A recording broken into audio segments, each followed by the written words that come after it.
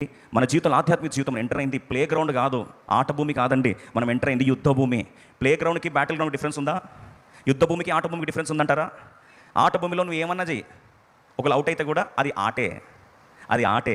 యుద్ధ భూమిలో అవుట్ అయితే ప్రాణాలు పోతాయి. అందుకొరకే ప్రభు అన్నాడు, మనము ఆరంభించిన యాత్ర ఇది యుద్ధ భూమి. అయితే మీరు అనొచ్చు, మన ప్రత్యర్థులు ఎవరు, మన శత్రులు ఎవరు? కొంతమంది అంటారు రక్షణ పొందిన వారు. కాదు, వాళ్ళందరూ కూడా మన కాబోయే సహోదరులే.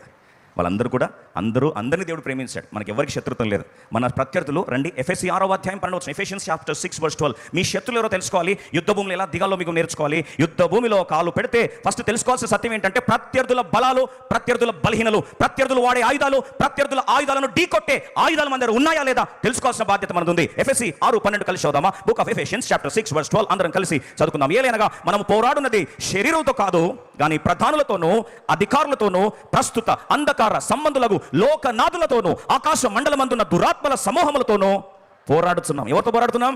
అంధకార చీకటి శక్తులతో పోరాడుతున్నాం. We're fighting with the forces of darkness. అంధకార చీకటి శక్తులు మన ప్రత్యర్థులైతే అంధకార చీకటి శక్తులు భయపడేది ఏం తెలుసా?